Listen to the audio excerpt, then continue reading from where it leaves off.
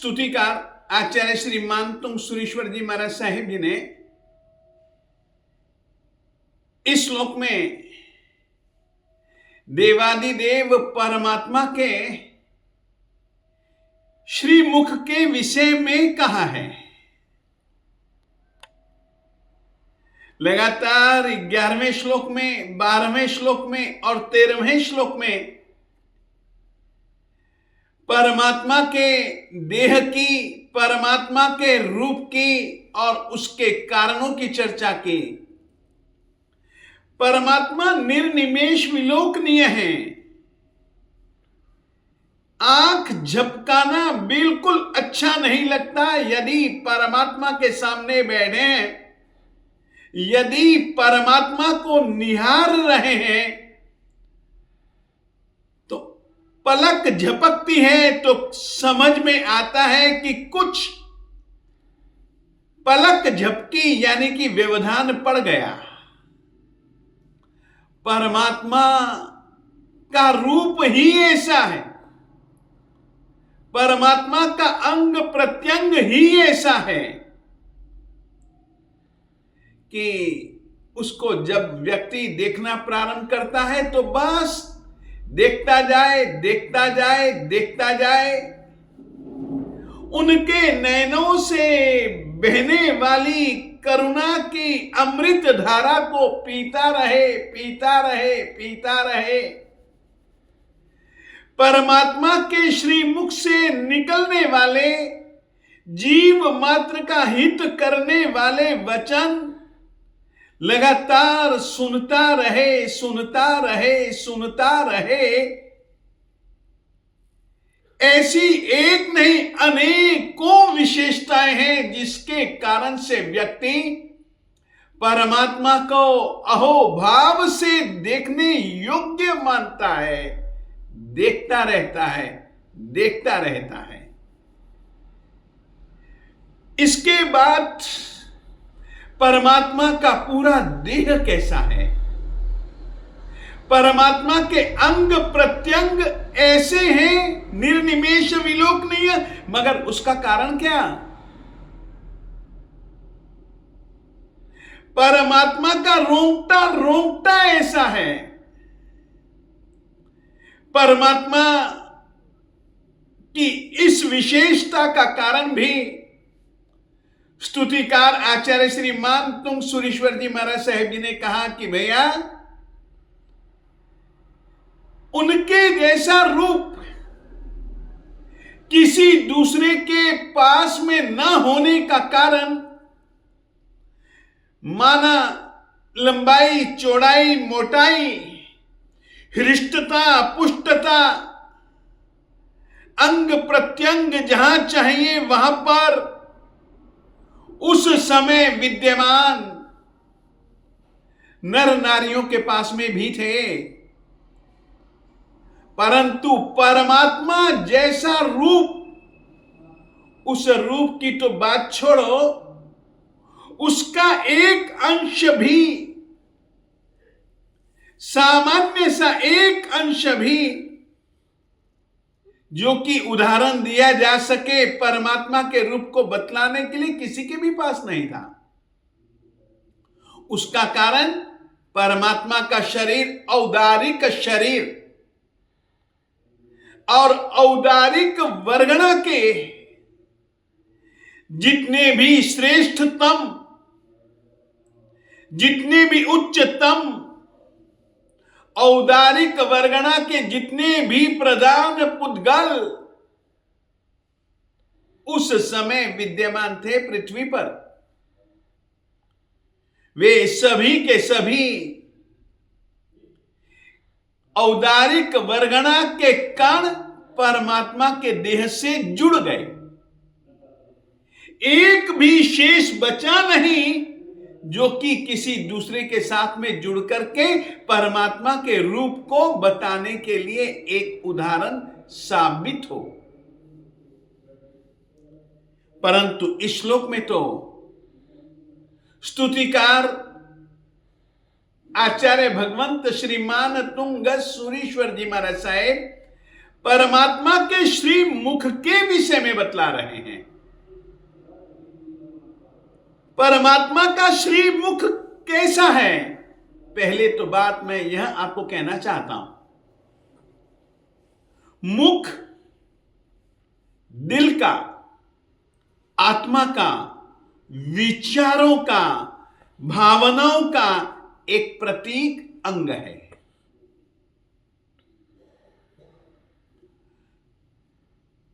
और मुख को देख करके, मुख से जुड़े हुए आंखों को देख करके व्यक्ति सामान्य रूप से दूसरे के दिल में क्या चल रहा है उसका बहुत अच्छे ढंग से आकलन कर लेता है, कर सकता है। एक ऐसा अंग शरीर में और कोई दूसरा नहीं है। और यह जो परमात्मा का श्रीमुख है, सामान्यतया किसी भी वस्तु की यदि हमें किसी दूसरे वस्तु से तुलना करनी हो, जिससे हम तुलना कर रहे हैं, वह उपमान कहलाता है। और जिसकी हम तुलना कर रहे हैं वह उपमेय कहलाता है। यहां पर परमात्मा के श्रीमुख की एक बहुत बड़ी विशेषता कि परमात्मा के श्रीमुख को बतलाने के लिए हम क्या उपमा लाएं।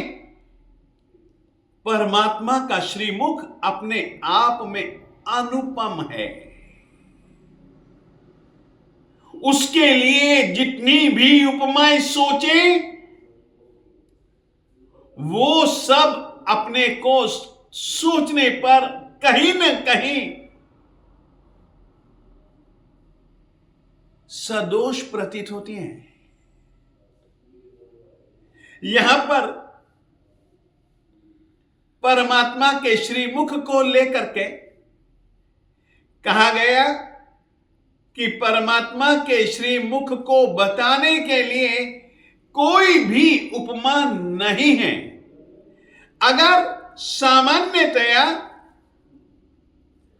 अगर किसी के मुख की गोलाई, जो कि एक सुंदर मुख की निशानी है, उसको बताने के लिए प्रायः करके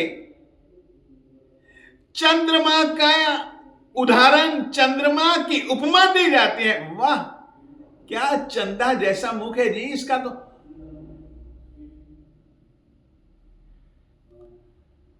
यदि परमात्मा के श्रीमुख को चंदा कहते हैं, चंदा कहते ही एक ऐसा चंद्रमा ध्यान में आता,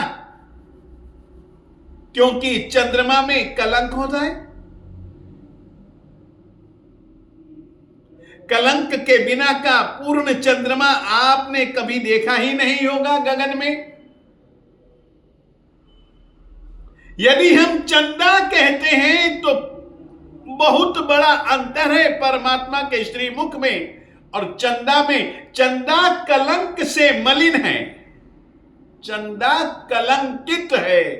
परमात्मा का श्रीमुख चंद्रमा जैसा नहीं है, क्योंकि वह बेदाग है। उनके श्रीमुख पर कोई भी कलंक नहीं है। परमात्मा का श्रीमुख कैसा होता है, इसको लेकर के एक छोटा सा पद है।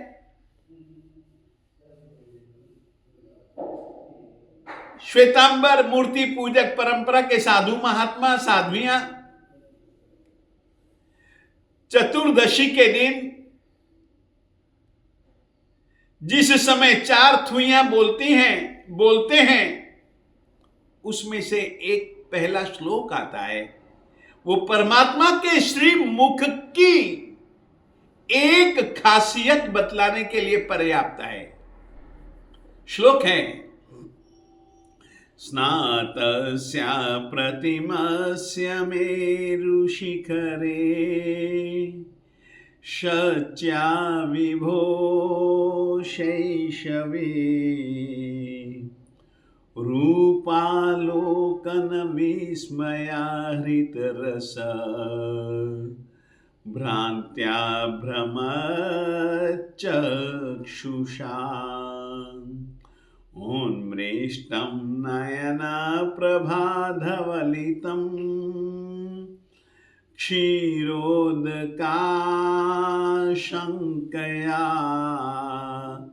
वक्त्रं यस्य पुनः पुनः सजयति श्रीवर्धमानोदिनः।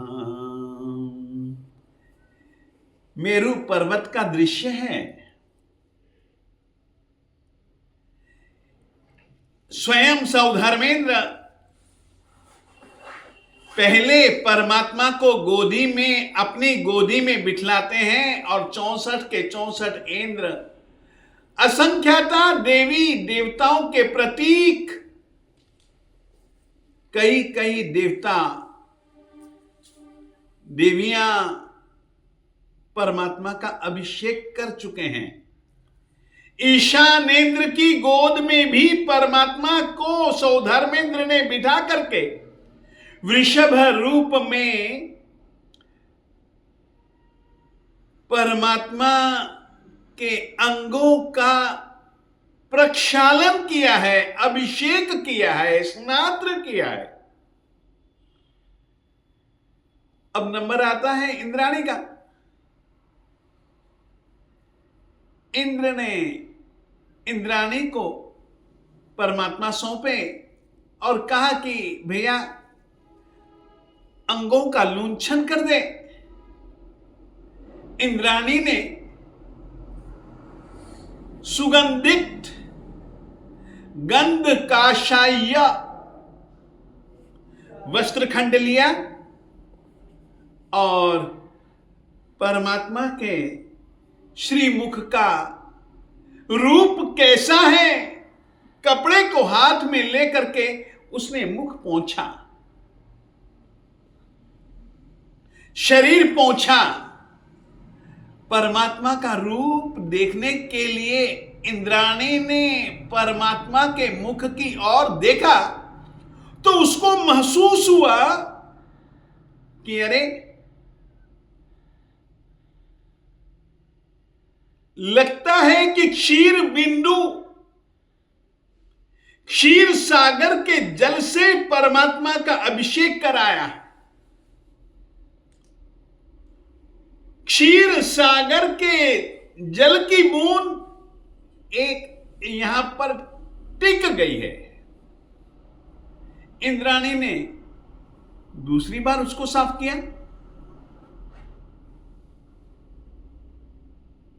फिर से देखा कि साफ हो गया, साफ तो हुआ नहीं। तीसरी बार किया, चौथी बार, पांचवी बार, कई बार किया। इंद्र सोचता है कि क्या बात है, इंद्राणी को इतनी देर क्यों लग रही है। इंद्र ने पूछा तो इंद्राणी ने उत्तर दिया, अजी मैं करूं भी क्या, यहां पर देखती हूं ना, यहां पर तो परमात्मा के गाल पर ये क्षीर सागर की जल की बूंद पता नहीं क्यों चिपक गई। उस समय इंद्र ने परमात्मा को देखा और कहा, तू छोड़ दे, तेरा काम हो गया। ध्यान से देख, ये क्षीर सागर के जल की बूंद नहीं है,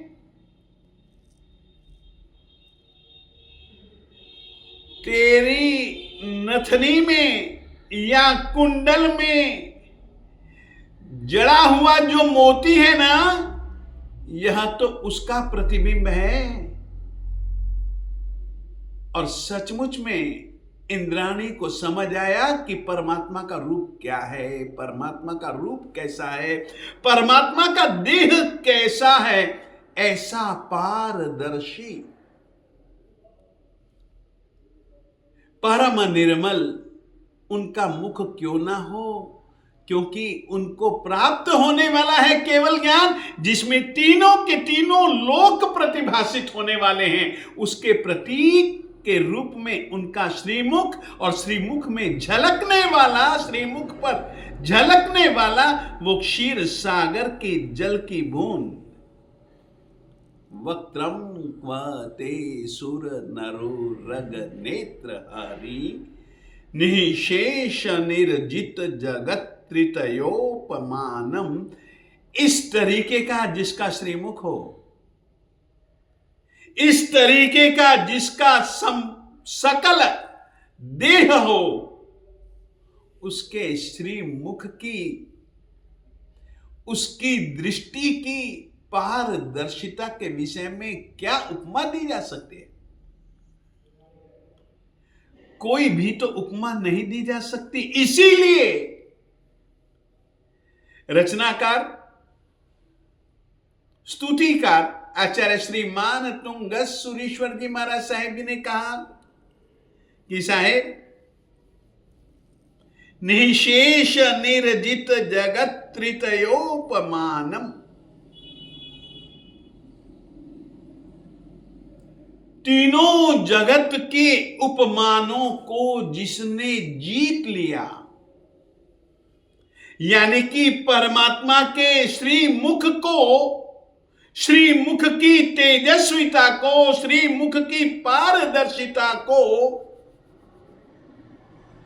श्रीमुख की निर्मलता को, परमात्मा के श्रीमुख की आभा को बतलाने के लिए त्रितयोपमानम, जगत त्रितय, तीनों जगत में कोई भी उपमा है ही नहीं। परमात्मा के श्रीमुख को बतलाने के लिए एक दूसरी उपमा दी, सुर नरो रग नेत्रहारी, अनिर्निमेष विलोकनीयम, और यह लगभग मिलता जुलता है। सुर नरो रग नेत्रहारी, चाहे परमात्मा के श्रीमुख को सुर देवता देखें,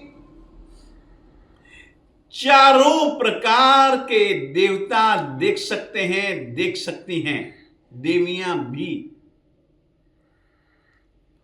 भवनपति, वानव्यंतर, ज्योतिष्क और वैमानिक, ये चारों निकायों के जो देवता हैं, उसका संकलन सुर शब्द में पूज्य श्री जी ने किया। नर, मनुष्य, मनुष्य और मानुषियां, देव और देवियां, देवों में से भी विशेष करके भवन वासी, भुवनपति, ऐसे देवताओं का एक विभेद, जिनको कि हम नाग लोक के नाग कहते हैं, नाग देवता कहते हैं, उनके, यानी कि सभी प्रकार के देवी देवताओं, सभी प्रकार के मनुष्यों और सभी प्रकार के त्रियंचों के नेत्र को हर लेने वाले, यानी कि उन सबके नेत्रों को लुभाने वाले परमात्मा के समवसरण में उपस्थित 12 पार्षदा का वर्णन इसमें कर दिया। सूर्य, चारों निकायों के देवता और देवियां आती हैं, चारों प्रकार के मनुष्य यानी कि साधु, साध्वी, श्रावक, श्राविकाएं आती हैं। उरग यानी कि जलचर, स्थलचर, थलचर, खेचर, भुज परिसर्प, उर परिसर्प, इनके प्रतीक के रूप में उरग शब्द का प्रयोग किया। सुर नरो रग नेत्रहारी, इन सभी के नेत्रों को सबसे ज्यादा लुभाने वाला और एक टक वे निहारते रहें, इस तरीके का अगर कोई श्रीमुख था तो वह जिनेंद्र परमात्मा का था, जिनेंद्र परमात्मा का है, जिनेंद्र परमात्मा का होता है। इसीलिए उन्होंने कहा, साहेब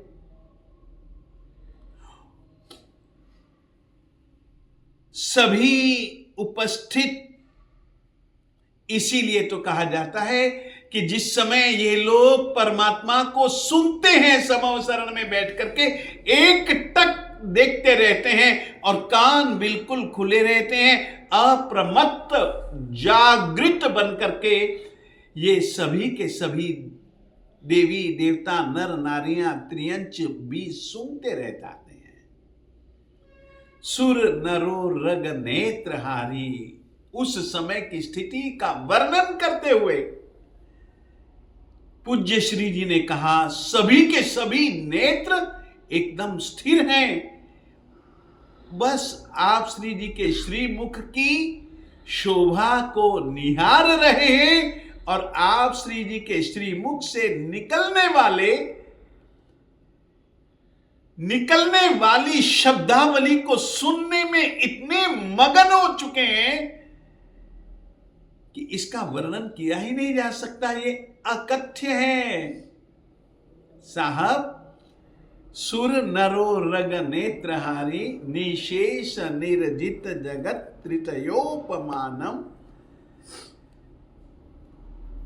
देव देवियां, नर नारियां और त्रियंच जीवों के नेत्रों को चुरा लेने वाले, एक टक उनको बना देने वाले, और निशेष निर्जित जगत त्रितयोपमानम, तीन जगत में जितनी भी उपमाएं हैं तेरे श्रीमुख को बतलाने के लिए किसी भी उपमा का प्रयोग नहीं किया जा सकता। परमात्मा तेरा चेहरा निर्दोष और उपमाओं में कोई न कोई दोष है। निर्दोष को बतलाने के लिए सदोष उपमा का प्रयोग करना गलत है।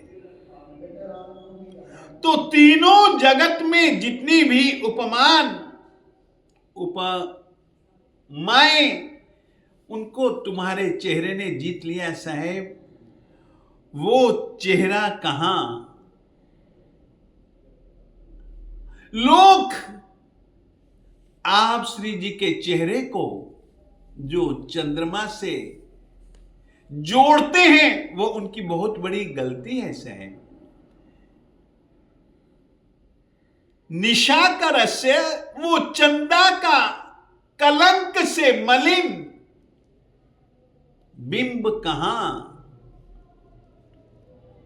और तेरा परम निर्मल, परम उज्जवल, परम कांतिमय वो वक्त्र कहां साहेब। और दूसरी बात भी वे कहते हैं कि साहेब, वो जो चंद्रमा का बिंब है ना साहेब, रात में भले चमकता होगा, यद्वासरे भवति पांडुपलाश कल्पम परंतु वासरे दिन में तो वह चेहरा, वह चंद्रमा, जैसे कि पीला पड़ा हुआ पांडु, पीला सा पड़ा हुआ, जिसमें से रस झर चुका है, रस सूख चुका है, ऐसा मुरझाया मुरझाया सा पलाश कल्पम क्व, वो पीला पीला टूटकर गिर चुका, जिसमें से रस सूख चुका, ऐसा पलाश नाम के पेड़ का पत्ता कहां और तुम्हारा श्रीमुख कहां, जो कि चंद्रमा से लोग जोड़ते हैं।